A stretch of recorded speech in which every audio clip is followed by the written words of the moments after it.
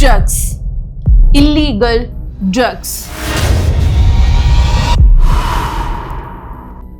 These are the 10 most commonly used illegal drugs in India. 10 things, that's all. Some little powder, a few pills, and some bottle that you can literally find in any local medical shop. They look almost boring on this table, but every single one of these has killed people, emptied bank accounts, turned parents into strangers and children into ghosts. In just one state, Punjab, one of these has killed 782 people in 15 months, which is like the official number. And another one of these on this table is used mostly by children. More than 4 lakh children in this country alone. Just 10 small ordinary looking objects, and every single one of them has the potential to show you the best and the worst. Now, before we go a single step further, there's one important thing you need to know. Everything on this table is fake. We built all these dummies by ourselves so that nothing that you see on this video is the original drug. See, this is not a how-to video, it's actually the exact opposite. We made this video for one single purpose so that you or someone you love can recognize all these 10 things on sight and stay far and far away from them. So I'll ask you a question. There are 10 drugs right in front of you, and I want you to point to the one most Indians actually use. Now point to the one that kills the most people. Now point to the one used mainly by children. I bet you just got at least 2 of them wrong, and that's exactly why I made this video, so you know what drugs India is actually consuming, what it can do to you and your children. But before that, you need to know there are actually 2 types of drugs, natural and synthetic. The natural ones come naturally from the plants. People have been using these sort of plants in different forms for thousands of years now. In many cases, we have just simply extracted or concentrated the natural chemicals they already contain. Others are completely synthetic. They don't come from nature at all. They are made in illegal laboratories using chemicals, and because they are designed in a lab, they can be much more dangerous and much more unpredictable. And then there are a few on this table that don't fit neatly into either category. They are not even drugs at all. They are already in your house, one probably from a pharmacy, one an everyday household product that you would never think twice about, but both of them can get you and your children high. By the end of this video, you will know all 10. What each one really is, what it's made of, what it does to your body the very second it hits, and what it does to you if you never stop. Let's pick them up 1 to 10 in order. And interestingly, while researching for this video, I noticed something that many drugs, particularly the stimulants, promise people the same thing again and again. That you'll feel more confident, you'll fit in, and you'll feel much better about yourself if you take the drug. Confidence बढ़ता है इससे. Gladiators ना जब arena में जाते थे तो यही लेते थे. But it's fake confidence. It lasts just for few hours and often leaves people worse than how they were before. Real confidence does not come from taking a pill or a powder. It's built over time. So sometimes it starts with something as simple as smiling without feeling conscious about your teeth. A lot of us have crooked or misaligned teeth. See mine. Some people avoid smiling in photos altogether. Some people cover their mouth when they laugh. And that's exactly what Toothsy is trying to solve. They make clear aligners that gradually straighten your teeth without those painful metal wires and brackets of those traditional braces. They are removable, almost invisible, and designed to fit into your everyday life. The process is also really simple. You can book a scan online either at home or at one of Tootsy's experience centers. An orthodontist evaluates your teeth, creates a personalized treatment plan for you, and once you approve it, you will receive your aligners. The aligners are US FDA approved, designed by over 150 plus expert orthodontists, and are extremely comfortable to wear. If you have been thinking about fixing your smile but kept postponing it, this might finally be a good time to check it out. I left the link in the description. You can literally book your scan there. Now we are back to the list. Number 1, and this is the deadliest thing on this table. Heroin. On the street, they call it smack, brown sugar, and across India, they call it chitta. Heroin belongs to a group of drugs called opioids, and it's made from morphine, a natural substance extracted from the opium poppy plant. Through a series of chemical processes, that morphine is converted into heroin.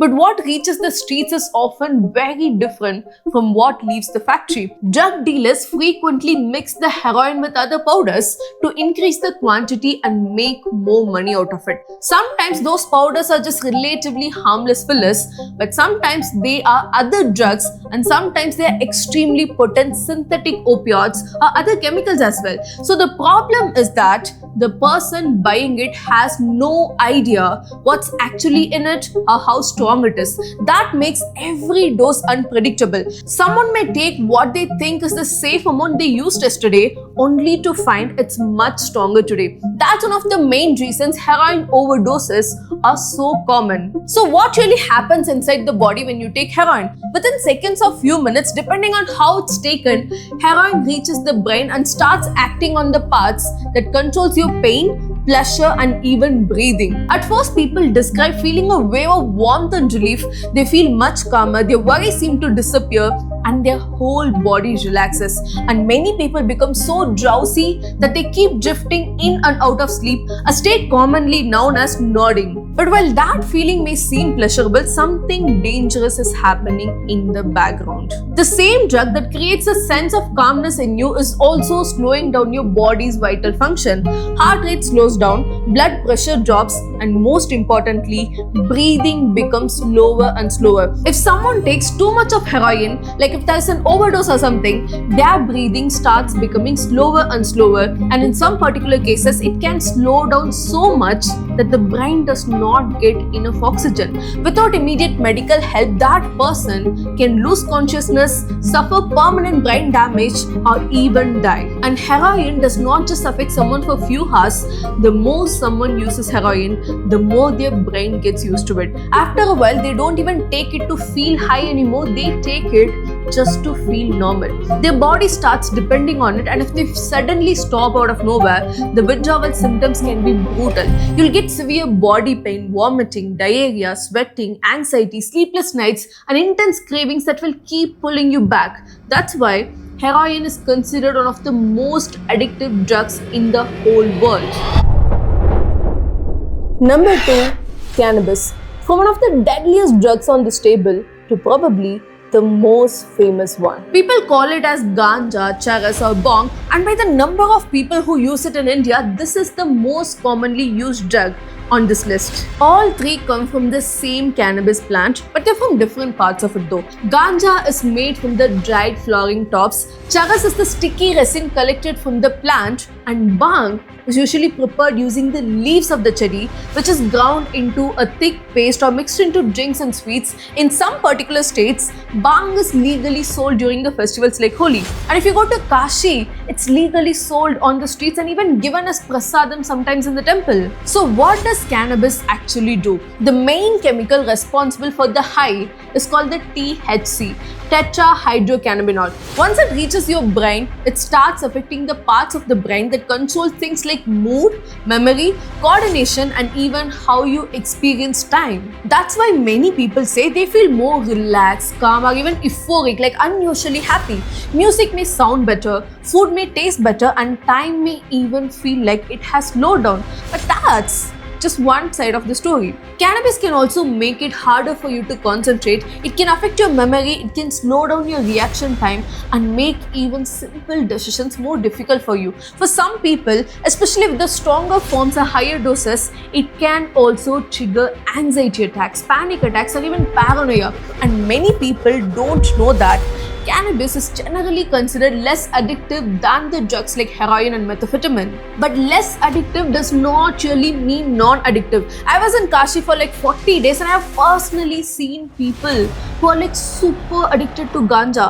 So some people do develop dependence, especially if they use it regularly over a long period of time. And for teenagers and young adults whose brains are still developing, regular heavy use has been linked with poor attention, memory problems, problems and an increased risk of serious mental health conditions in people who are already vulnerable. So is cannabis the most dangerous drug on this table?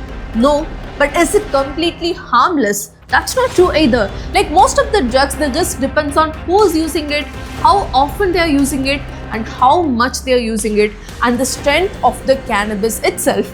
And that's exactly why it's on the list. Number 3, cocaine. Now we go from something that slows you down to something that does the exact opposite.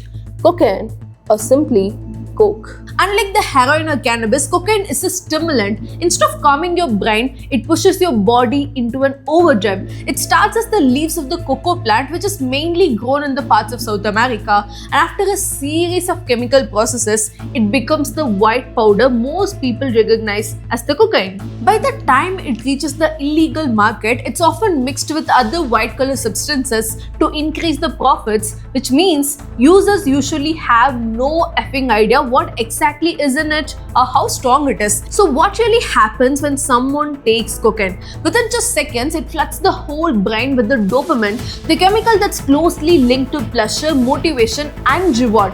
That's why many users often describe feeling incredibly energetic, more confident, more talkative and almost unstoppable. Some people even feel like they can take on the whole world. But there's a catch. That feeling does not last very long. As the high goes off, many people experience what's known as crash. They suddenly feel very exhausted, anxious, restless, and emotionally very low. And because the high disappears so quickly, many people are tempted to take another dose again and again. And people keep taking more and more to bring that same feeling back. And that's one of the main reasons cocaine can become psychologically addicted to a person. And while all that's happening in the brain, cocaine is also putting enormous amount of stress on the rest of the body, particularly on the heart and blood vessels. It can sharply increase the heart rate and blood pressure, rising the risk of irregular heart rhythms, heart attacks, strokes and even seizures, even in the young and healthy people with no previous medical history. And with repeated use, the brain starts associating cocaine with the intense reward that's getting. The more someone uses cocaine, the more the brain starts craving that particular feeling. And over time, people are not really taking it to feel amazing anymore. They are chasing that very first high they got when they used cocaine for the first time. But the thing is, they never quite get it back, and that's how addiction slowly takes over. Number 4, and this is one of the most dangerous stimulants in the world, methamphetamine. People also call it as crystal meth, ice or yaba. And this has been seized in large quantities in the northeastern states of India. And unlike cannabis or heroin, meth does not come from a plant. It's completely synthetic, meaning it's made in illegal laboratories using only chemicals. And compared to the cocaine, it's much more powerful and lasts much longer for you. Once it enters the brain, meth releases an enormous amount of dopamine, which is again the chemical linked to the pleasure and reward. People often feel like they are extremely energetic, confident and wide awake, and some people even stay awake for an entire day or even longer without sleeping. But that comes at a huge cost. After the effect wears off, many people experience extreme exhaustion, depression, irritability and very strong cravings. With repeated use, meth can literally cause severe anxiety, paranoia, hallucinations, memory problems and aggressive behavior in people. Another thing many long-term users experience is that skin sores. Meth can make people feel like something is crawling under their skin, so they keep picking and scratching their skin, and over time that, along with poor health and hygiene, can leave painful wounds all over the body. And if you use meth for a very long time, it can cause you severe dental damage, which is often called the meth mouth. And because the brain adapts to it so quickly, methamphetamine is considered as one of the most addictive drugs in the world. Number 5 is something I heard about only once and it scared the shit out of me. MDMA, or better known as ecstasy or Molly. Like methamphetamine, MDMA is also completely synthetic and made in laboratories. It usually comes as colorful tablets or white crystals, but unlike the cocaine or meth, people don't usually take MDMA because it will give them a lot of energy or something. They take it because how it makes them feel emotionally. MDMA causes the brain to release large amounts of serotonin along with other chemicals involved in the mood and social bonding. For a few hours after you take it, users often feel unusually happy, emotionally open, and deeply connected to the people around them. Music can feel much more intense for you. Conversations can feel more meaningful and deep. Even strangers can seem like close friends for you. And that's exactly why it's commonly associated with parties, concerts, and music festivals. But that feeling comes with a shitload of risk. MDMA rises your body temperature, increases your heart rate, and can interfere with the body's ability to regulate the heat. In crowded places where people are dancing for hours and hours on end, this can lead to dangerous overheating and dehydration. And on the other hand, drinking excessive amounts of water without replacing the electrolytes can also become very dangerous for you. And once the drug wears off, many people experience what's commonly called as the come down. For a day or two, they may feel extremely tired, emotionally low, anxious, irritable, while the brain gradually tries to restore the normal serotonin levels. And if someone keeps using MDMA regularly or in high doses, it can start affecting their memory, mood, and overall mental health in the long run. Number 6 does not slow your brain down. It doesn't speed up either. Instead, it changes the entire way you experience a reality. This is LSD, and also known as acid. Unlike the other drugs we have seen so far, LSD is active incredibly in tiny amounts. A single dose is usually absorbed into a small square of paper called blotter, which is placed on the tongue, and once it starts working, the brain begins processing the world in a very completely different way. Colors may seem brighter, patterns may appear to move for you, music can feel almost visible, time can seem to slow down for you or disappear completely. Some people describe it as fascinating, while other people describe it as terrifying for them. Because the experience is not always predictable when you use LSD. A person can go from feeling curious and euphoric to becoming intensely anxious, confused, or even panicked. This is what's commonly called a bad trip. During that particular time, people may lose touch with the reality, make dangerous decisions, or believe things that are not actually happening. And for people who are already vulnerable to certain mental health conditions, LSD can sometimes trigger or worsen those particular problems. In rare cases, some people continue to experience those visual disturbances long after the drug has worn off, a condition known as hallucination persisting perception disorder or HPPD. That's what makes LSD so different. It does not mainly give you any energy, it does not mainly take away your pain, it changes the way your brain experiences the reality altogether. Number 7 is one of the newer drugs on this list. It's called methadone, and people also call it as meow meow and MCAT. Methadone is also a completely synthetic drug created in the laboratories and belongs to a group called synthetic cathinones. Over the past few years, it has become increasingly common in India because it's relatively cheap to manufacture and can be sold for huge profits. That's also why police across the country have been making large seizures of this particular drug. So what does it actually do? Like cocaine and methamphetamine, methadone is also a stimulant. People often describe feeling very energetic, confident, talkative, and intensely euphoric. But that feeling does not last very long, as the effects wears off. Many experience anxiety, restlessness, difficulty in sleeping, and a strong urge to take more and more drugs, which is almost common in all the drugs we have seen so far. Repeated use can lead to dependence, while also increasing the risk of panic attacks, paranoia, and irregular heartbeat, and other serious health problems. And there's one more thing, because it's made in illegal labs, there is no quality control for this. You never really know what's in it or how strong it's going to be, and that's what makes drugs like methadone so unpredictable. Number 8 takes us back to where this whole thing started, opium, or as many people in India call it, as Afim. Opium is not made in a laboratory, it's natural, it comes straight from the opium poppy plant. When the seed pod is cut, it releases a sticky sap, and that sap is collected, dried, and that's what we know as opium. In fact, this is where the whole opioid story begins. Morphine is made from opium, and heroin is later made by chemically processing that morphine.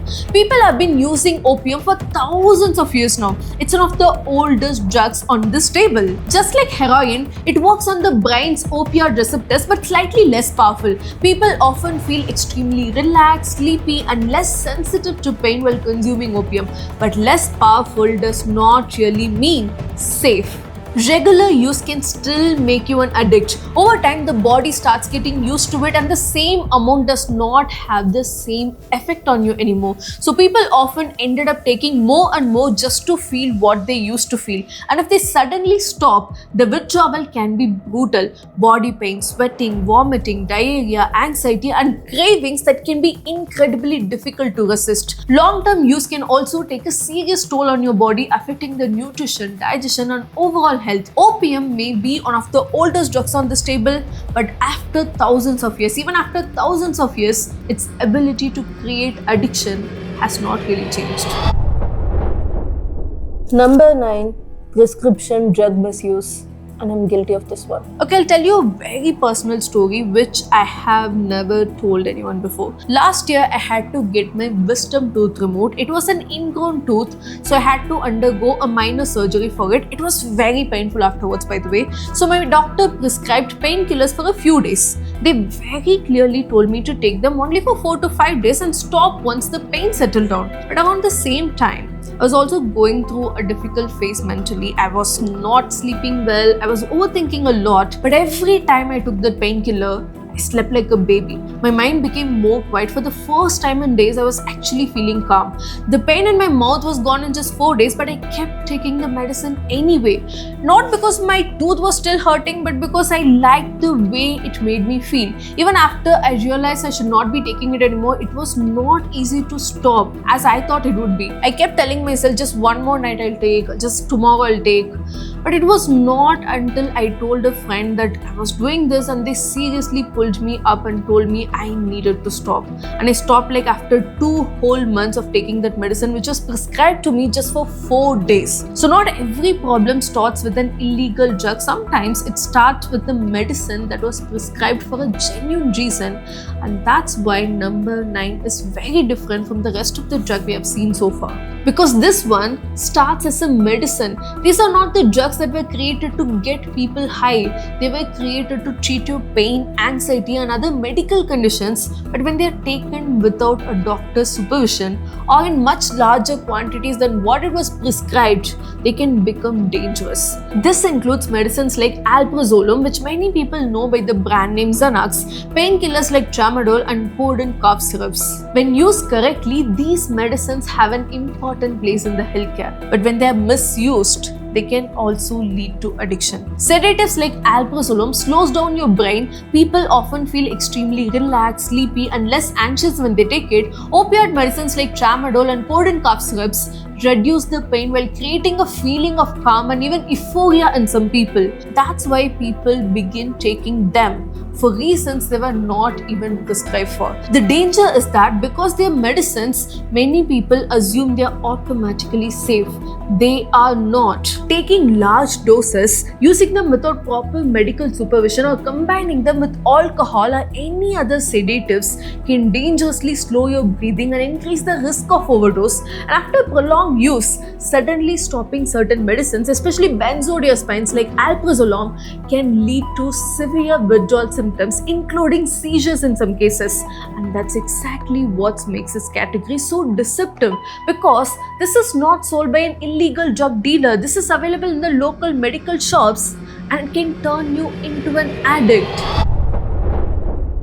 And finally, number 10, inhalants. This one honestly shocked me the most because these are not some illegal drugs that are smuggled across the borders of the country. These are not even the medicines that we were just talking few minutes before. They are products that many of us have at home, like correction fluid, glue, paint thinner, petrol. It sounds very funny now, but see how many of us love the smell of petrol or paint. It sounds harmless, I know, but all of this can be abused by inhaling their fumes. Unlike the other substances on this list, inhalants are not made to affect your brain. They're just everyday household products and industrial products that we use in our house. But when someone inhales their fumes to get high, those particular chemicals quickly enter the bloodstream through your lungs and reach the brain within few seconds. The high is usually very short. People may feel dizzy, lightheaded and disconnected from the reality for few minutes. But those few minutes can come with serious consequences. Repeated inhalant abuse can damage your brain, heart, lungs, livers and kidneys. It can also affect your memory, concentration and even normal brain development. And because these products interfere with the heart's electrical activity, even a single use can, in some cases, cause a sudden fatal heart rhythm. What makes this category especially sad is that it's commonly seen among children and teenagers. Because these products are cheap, easy to find and often don't raise any suspicion, and that's exactly why inhalant abuse remains one of the most overlooked forms of substance abuse. Sometimes the most dangerous substance is not hidden inside a packet of drugs. Sometimes it's just sitting unnoticed on a shelf at your home. So do you remember the 3 questions I asked you at the beginning? The most commonly used drug on this list? Cannabis. The deadliest? Heroin. And the most commonly abused by children and teenagers? The inhalants like whitener and glue. If you got even one of those wrong, that's exactly why I wanted to make this video in the first place. Because these 10 substances are not just 10 different drugs, they are 10 different ways addiction can begin for a person. See, some of them came across international borders, some of them are manufactured in illegal labs in India, some of them stored as prescriptions, and some of them are literally sitting on the shelf of our houses. See, the purpose of this video was not to scare you, it was just to make sure that if you ever hear these names or if someone you deeply care about ever comes across any of them, you know what exactly you're looking at. Because awareness won't solve the drug problem, of course, but without the awareness, we don't even know where the problem begins. You don't have to remember every scientific name from this video, you can forget it. But if you remember that every one of the substances can change your life forever, this video has done its job. So what does the Indian law actually say about all of this? This is something that genuinely impressed me when I was researching for this. India's main anti-drug law is called the NDPS Act, and unlike what most of the people think, the law does not just look at what drug you're carrying, it also looks at how much you're carrying. That's a really big difference, because if you're caught with a very small quantity, the punishment is relatively less severe. But once the quantity crosses into what's legally called the commercial quantity, the kind generally linked to trafficking and large-scale supply, the punishment and charges can be dramatically big. We are talking about 10-20 years in prison, hefty fines, and in many cases, getting bail becomes extremely difficult. And for certain repeat offenders involved in particularly serious crimes, the law provides for even harsher punishments. So yes, India has some of the toughest drug laws in the world. Right in the middle of all this very strict law, there is a provision called Section 64A, and I think it says something really important. It recognizes that not everyone involved with drugs is a trafficker or a dealer. Some people are simply struggling with addiction. So under certain conditions, the law allows people caught with small quantities meant for personal use to seek treatment instead of facing prosecution, as long as they meet the requirements laid down in the Act. That actually surprised me, because for all its strictness, the law also acknowledges something doctors have been saying for years and years now. Addiction is not just law and order issue, it's also health issue. The law still punishes those who profit from the drugs, but it also leaves room for rehabilitation for people who genuinely need help. Because the goal is not just to put people behind the bars, it's also to help people to get their lives back. So we have talked about all 10, but this is the part I actually want you to remember, because after watching the whole video like this, it's easy to think, okay, Once someone gets addicted, there is no coming back from that. That's simply not true, please understand. Addiction is not lack of willpower, it's not character flaw, it's a medical condition. And like many medical conditions, it can be treated. Today, India has doctors, counselors, rehabilitation centers, and medicines that help people recover from addiction. Recovery is definitely not easy. It does not happen overnight, but every single day people do recover, and that's something we don't talk about enough.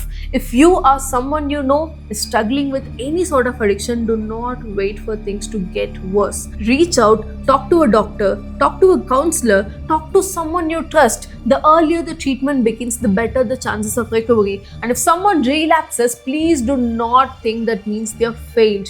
Relapse can be part of that recovery. It does not mean the whole journey is over. It simply means they need support to start it again. Now let me speak to the people who are watching this video who are not addicted to any sort of thing. You might think this video is not for you, but it is, because addiction rarely affects just one person. It affects an entire family, a group of friends, an entire community. Someone around you could be struggling right now and hiding it because they are scared of being judged. Sometimes the first thing they need is not advice. It's someone who notices, someone who listens to them, someone who says, let's just get help together. If this video helped you understand these substances better, share it with someone else, not because it will magically solve their problem, but because awareness is always the first step. The more people recognize these drugs, the harder it becomes for any sort of misinformation, because at the end of the day, every addiction starts with one decision, but recovery can start from one conversation. And sometimes that conversation can save a life.